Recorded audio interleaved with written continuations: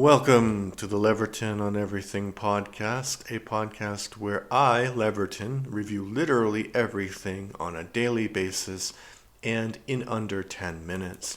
Today I'm going to be talking about The King Who Never Was from 2023. I gave it 3 out of 10 stars, manslaughter at best. This is a true documentary series that is more about the personalities than the events that took place. It follows the lives of the last heir to the throne of Italy and the sister of the boy he killed.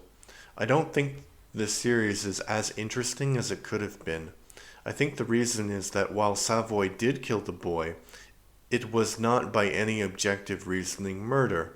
It was manslaughter. He got into an argument and in the course of an argument fired a rifle as a warning shot, was immediately jumped by another man who pushed him into the water, and as he fell, the rifle discharged and the bullet went through the wall of a nearby boat and shot an 18-year-old boy. The boy eventually died. The Savoy family had a lot of influence on this island, and so the investigation was delayed, but there was a trial, and he was acquitted. Was it a fair trial? No, probably not, but convicting him of murder also, I think, would have been an exaggeration.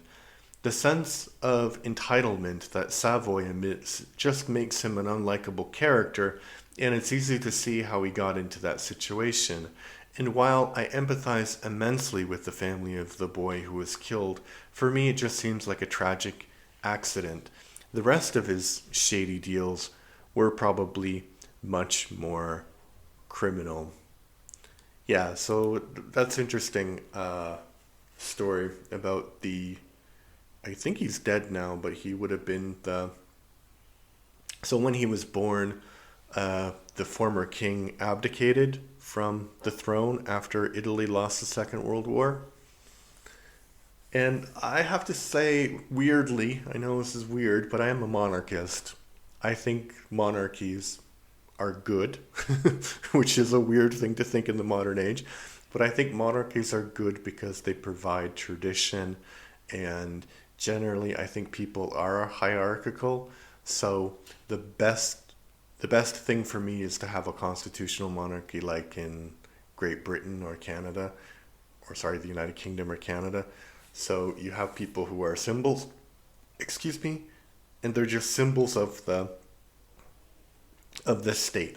And you look at presidential systems and it's horrible. Like, you can complain about the king or queen, and sometimes you get good queens and sometimes you get bad queens, but it's completely a genetic lottery as to whether the person is good or bad. And the worst thing about presidents is that it's also a genetic lottery if they're good or bad, but people actually choose them, right? So if the president first of all, usually constitutional monarchies don't have any power, so they can't make any decisions. But if the president makes a bunch of bad decisions, people have chosen that president. So you can say at least 51% of people wanted that, or a significant minority of the people who bothered to vote, depending on the system. So yeah, I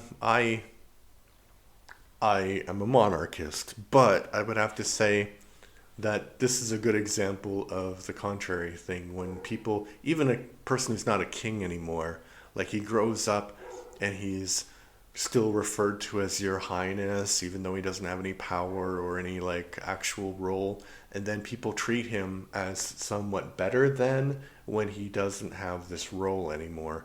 And I think that's what's dangerous, because if the role doesn't exist, there's no point of calling that person Your Highness, right? Yeah, so interesting story. Kind of a rare documentary, I would say. That was called The King Who Never Was. Although I did give it 3 out of 10 stars, so I'm not going to recommend it, but check out that story. Pretty interesting. One thing that I would recommend, my son and I have a podcast called the Everything and More Etc. podcast, where we don't discuss monarchy, we discuss animated series in the first season. And I have a bunch of other podcasts that I'm sure you can find out there in the world, in the ether.